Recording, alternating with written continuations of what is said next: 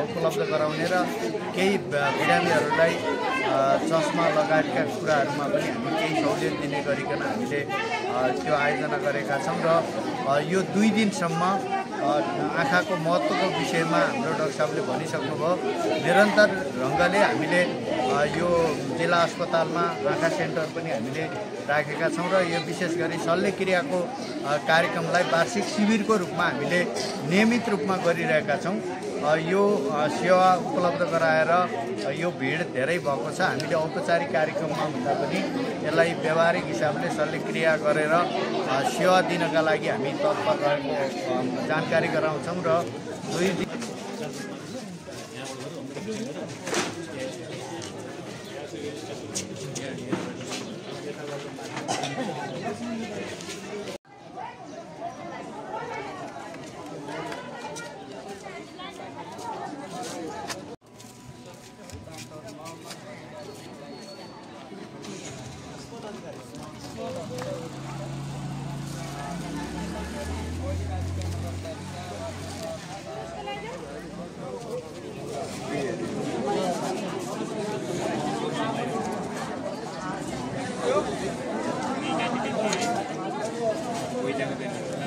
या आर्थिक अभाव बजेटको कारणले भनौँ वा दोस्रो प्राविधिकको अभावका कारणले भनौँ या हामी आफैमा चेतनाको अभावले भनौँ हाम्रो गाउँघरका दाजुभाइ दिदीबहिनी आमा बुवा बाजे बजेहरू आँखा शल्यक्रिया मधुमेह जस्तो सामान्य शल्यक्रियाले रोगीको लिएको कारणले पनि अन्तपुरमा बस्नु बाँच्नु परिरहेको छ।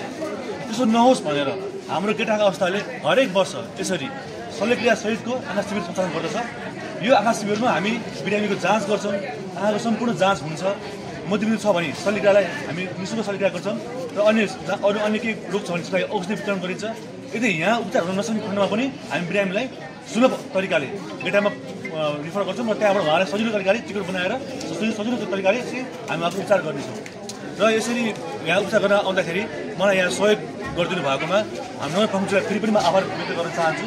र यसरी हरेक साल हामी आउने गर्छौँ र अघिल्लो वर्ष पनि पछिल्लो वर्ष पनि यसरी नै हामीलाई सहयोग हुन्छ भने हामी अपेक्षा गर्छौँ। धन्यवाद।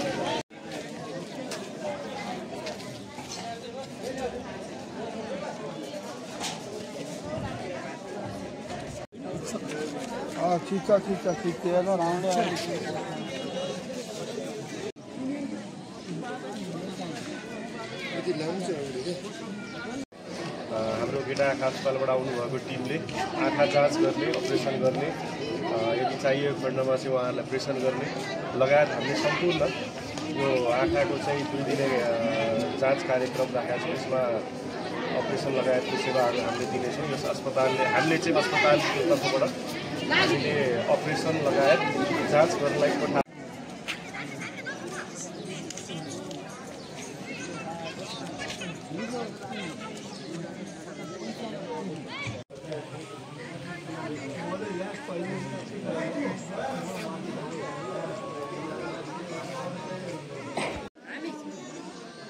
हामी दर्ता गर्ने हो।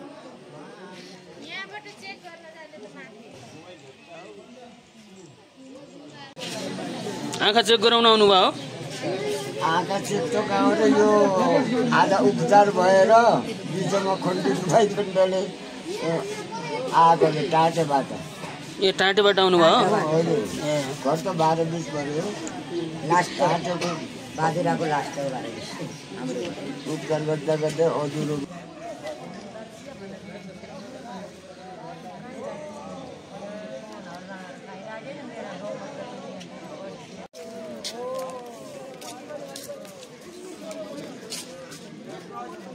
Thank you.